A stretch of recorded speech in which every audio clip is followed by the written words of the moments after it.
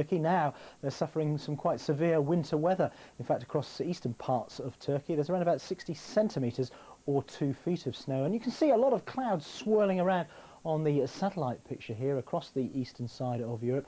So I think that's where we're going to see wintry weather during the rest of the day and indeed over the next few days. Somewhat brighter skies as you head down into the Mediterranean, and there's likely to be quite a bit of sunshine across southern parts of Spain and Portugal.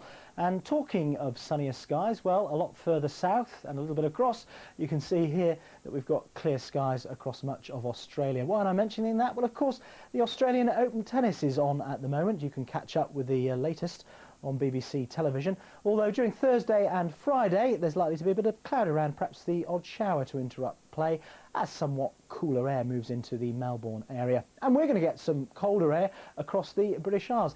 Today, temperatures very similar to yesterday's. The top one's around 7 or 8 Celsius, which is the mid-40s Fahrenheit. Quite a bit of cloud around, but the cloud's been turning lumpy across the eastern parts of England, so a better chance of seeing a little bit of sunshine there through the afternoon, but always rather a lot of cloud across the far north of Scotland, taking a little bit of drizzly rain across Orkney and Shetland.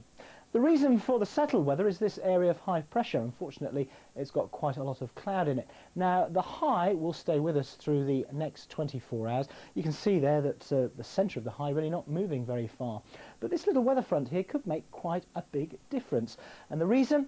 Well, it'll bring some rain with it, and that rain will move out of Northern Ireland and Scotland during tomorrow across England and Wales. But once that moves through, I think we're going to see the cloud breaking up quite a bit more than we have done over the last few days. And that means very gradually it's going to turn much colder at night. So by the time we get into the weekend, we could be looking at some widespread frosts across the British Isles. Now, overnight tonight, there could be a little bit of mist and fog where the cloud remains well broken, particularly eastern England, perhaps across towards the Welsh Marches. But for northern parts of Northern Ireland, up into the far north of Scotland here, probably the cloud lowering, bringing some more persistent rain by morning. And there's a hint there on the temperature map of just where the most prone areas of the frost are likely to be.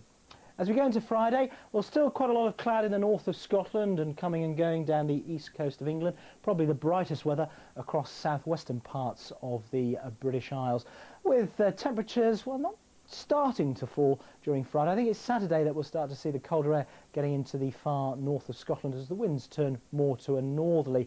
Now on Saturday we'll have another weather system moving southwards across England and Wales. That'll be taking some rain with it. Colder air surging southwards behind that, bringing 1 or 2 showers with it. We could see some wintry showers to quite low levels in the Northern Isles and also across Scotland. That's the forecast. Bye-bye.